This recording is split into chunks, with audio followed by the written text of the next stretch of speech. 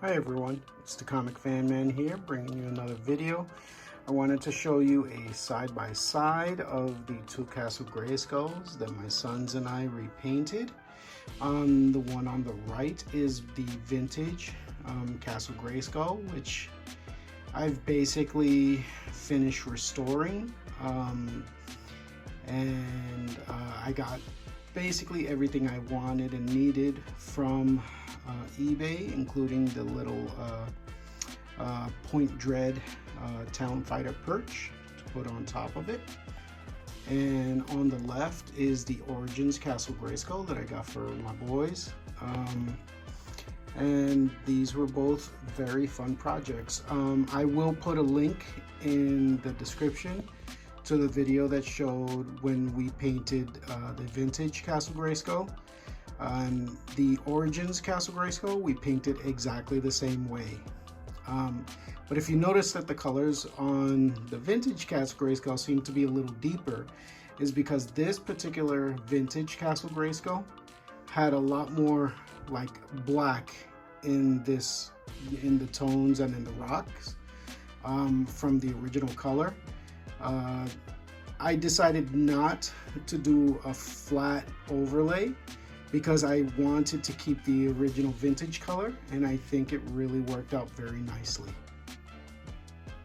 Here's how we repainted the back of the two castles.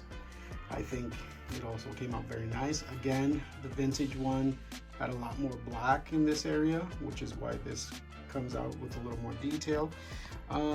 But I did do a little painting difference here. This is that secret door that was in the classics Castle Grayskull.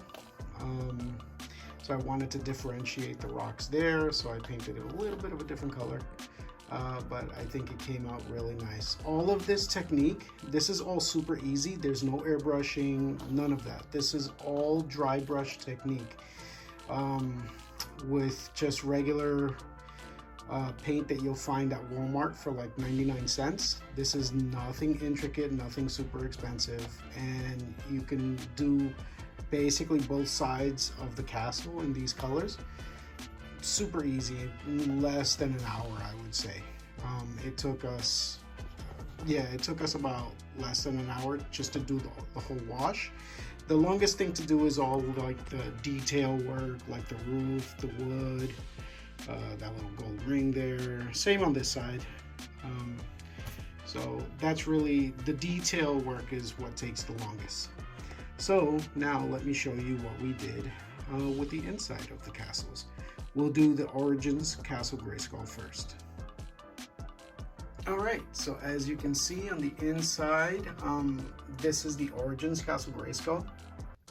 There was a lot of nice detail that they did on the floor paneling, and I just really highlighted all of that to make it look like wood and nails all on the flooring, on all the platforms.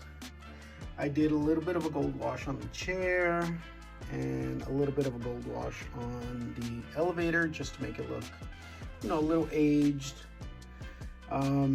I did want to paint the inside a little bit with like a stone gray and a bluish tint, but my sons didn't want to do it. They liked the way it looks on the inside as is.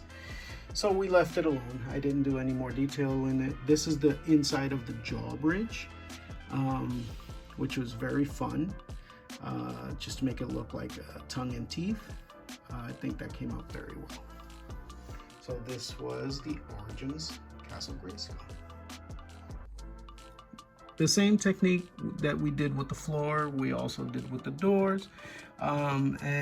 This was already painted silver, so all I did was put a little gold highlight over everything, a little gold rub and buff, just to make it look a little more intricate.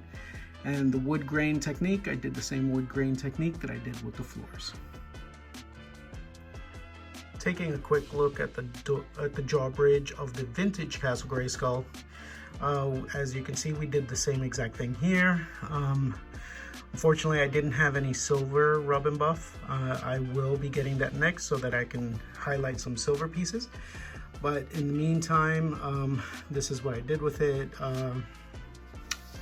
Went over the door with a flat black, cover the whole thing, and then I went over it with a medium brown and then a light brown to finish it up.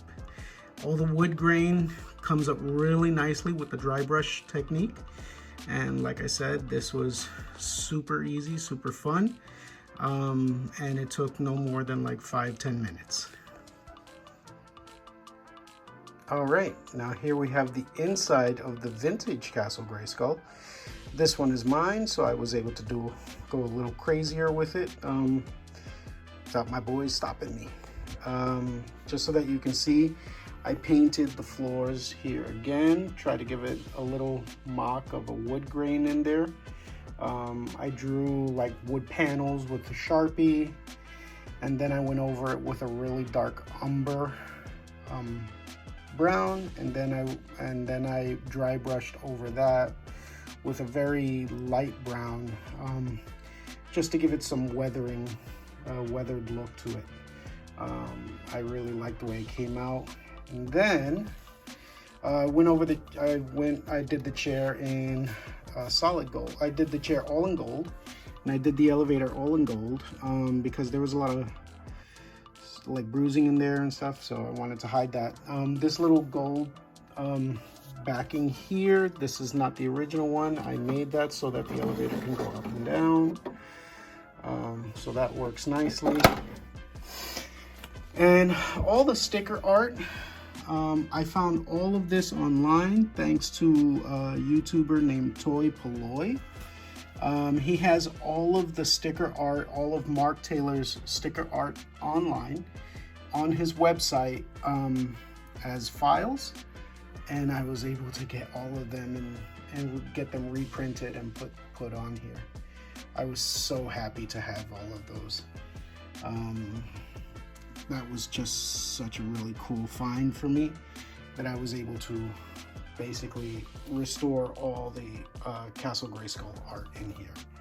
And as you can see, I did the same thing here with the tongue and teeth that I did in the other one. Basically made the teeth a lighter gray, the tongue a light brown, so that way, you know, it looks really kind of creepy when it opens up. And I also did put a little bit of a wash here. This is what I wanted to do with the other one, but my boys didn't want to do it. But it's basically, I went over it with a blue dry brush and then a light gray dry brush, the same light gray dry brush that I did on the outside. Because if you notice in the cartoons, the inside of Castle Grayskull has a little bit of a blue hue to it. So that's why I chose blue instead of like the brown of the outside, the brown and black of the outside. That's why I did blue on the inside, so that it calls back a little bit more to the cartoon. So this is my final restoration of the vintage Castle Grayskull. All right, so I hope you enjoyed this look on how my boys and I painted our Castle Grayskulls. I'm really happy that I was able to get my Castle Grayskull finally almost completely restored. It really brought back a lot of feelings for me from when my mother had gotten it for me when I was a child, and I'm glad I was able to do a nice little repaint over it, just to bring up all the details that I wanted. I hope you enjoyed this video. I hope if you liked it, that you would give me a like and a subscribe. I would really appreciate it. Thank you and have a great day. Bye.